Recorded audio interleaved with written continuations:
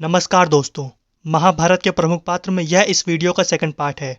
इसके पहले पार्ट में हमने महर्षि वेदव्यास जी के बारे में बात करी थी।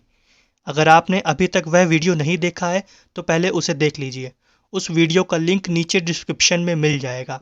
और आज हम इस सेकंड पार्ट में महाभारत के उस प्रमुख पात्र की बात करने जा रहे हैं जिसने अगर अपना प्रण ना लिया होता तो आज ना ही कौरवों का नाम होता और ना ही पांडवों का। तो इंडियन मैथोलॉजीज आप सबके समक्ष प्रस्तुत करता है महाभारत के प्रमुख पात्र भाग 2 श्री भीष्म पितामह। भीष्म एक आदर्श प्रीत भक्त, आदर्श सत्य प्रतिज्ञ, शास्त्रों व चारों वेदों के महान ज्ञाता थे। इनके बचपन का नाम देवव्रत था। इनके पिता भारतवर्ष के चक्रवर्ती सम्राट महाराज शांतनु तथा माता भगवती गंगा थी। देवव्रत यानी भीष्म को अपने पिता के प्रति बेहद प्रेम व लगाव था।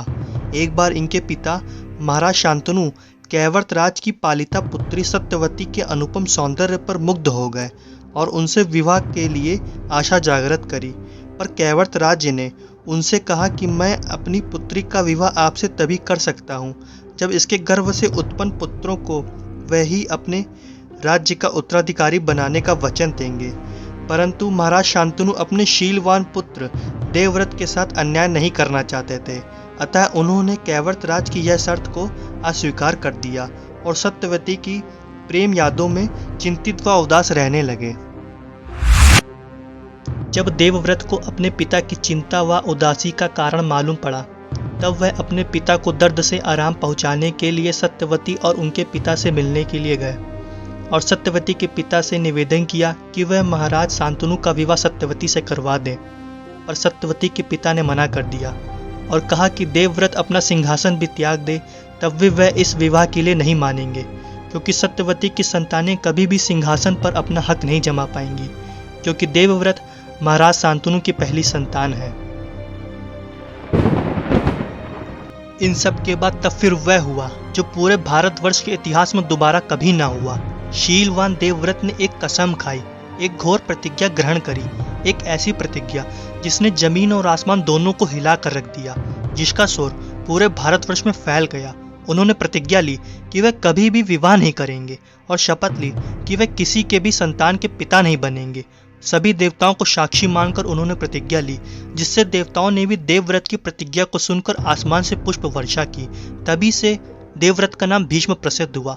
अपने पिता के प्रति प्रेम और त्याग की भावना को देखकर महाराज शांतनु ने उन्हें इच्छा मृत्यु का बेहद ही दुर्लभ वरदान दे दिया।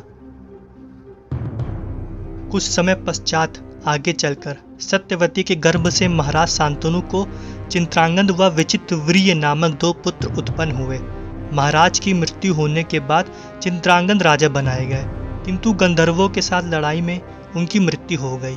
विचित्रवीर्य अभी बालक थे, इसलिए सिंहासन पर उनको आसीन करके भीष्म राज्य का कार्य देखने लगे। विचित्रवीर्य के युवा होने पर उनके विवाह के लिए काशी नरेश की 3 कन्याओं का बलपूर्वक हरण करके भीष्म ने संसार को अपने अस्त्र कौशल का प्रथम परिचय दिया। काशी नरेश की बड़ी कन्या अंबा शाल्व से प्रेम करती थी, अतः भीष्म ने उसे वापस भेज दिया, परंतु शाल्व ने उसे स्वीकार नहीं किया। अंबा ने अपनी इस दुर्दशा का कारण भीष्म को माना और उनकी शिकायत परशुराम जी से कर दी। परशुराम जी ने भीष्म से कहा कि तुमने अंबा का बलपूर्वक अपहरण किया है, अतः तुम्हें इससे विवाह करना होगा, अन्यथा मुझसे युद्ध के लिए तैयार हो जाओ। फिर एक ऐसा भयानक युद्ध हुआ जो महाभारत से भी ज़्यादा पूरे 21 दिनों तक चला। अंत में ऋषियों के कहने पर लोक कल्याण के लिए ही परशुराम जी को ही युद्ध विराम करना पड़ा और भीष्म अपनी प्रतिज्ञा पर अटल रहे। आगे महाभारत के युद्ध के दौरान भीष्म को कौरव पक्ष के प्रथम सेनानायक होने का गौरव प्राप्त हुआ। इस युद्ध में श्री कृष्ण ने शस्त्र न ग्रहण करने की प्रतिज्ञा ली थी, पर भीष्म ने श्री कृष्ण को शस्त्र ग्रहण कराने की प्रतिज्ञा कर ली। इन्होंने अर्जुन को अपनी बाण वर्षा से व्याकुल कर दिया और भक्त वत्सल्य भगवान ने भक्त के प्राण की रक्षा के लिए अपनी प्रतिज्ञा को भंग कर दिया एवं रथ का टूटा हुआ पहिया लेकर भीष्म की ओर दौड़ पड़े। 18 दिनों के इस युद्ध में 10 दिनों तक अकेले घमासान युद्ध करके भीष्म ने पांडव पक्ष को व्याकुल कर दिया। अंत में शिखंडी के माध्यम से अपनी मृत्यु का उपाय स्वयं बताकर महाभारत के इस अद्भुत योद्धा ने सरसैया पर शयन किया। और महाभारत के युद्ध खत्म होने पर गंगा के किनारे इन्होंने अपनी इच्छा मृत्यु को ग्रहण किया। तो आज के लिए बस इतना ही। मैं उम्मीद करता हूँ कि आपको ये वीडियो अच्छा लगा होगा। इस वीडियो की कौन सी बात आपको अच्छी लगी उसे नीचे कमेंट्स में ज़रूर बताइए और इस वीडियो को ज़्यादा से ज़्यादा शेयर करिए। चैनल में नए हो तो सब्सक्राइब करिए और बेल आइकन जरूर से दबा लीजिए। तब तक के लिए मिलते हैं इंडियन माइथोलॉजीज़ के दूसरे वीडियो में। महाभारत के प्रमुख पात्र भाग 3 गुरु द्रोणाचार्य।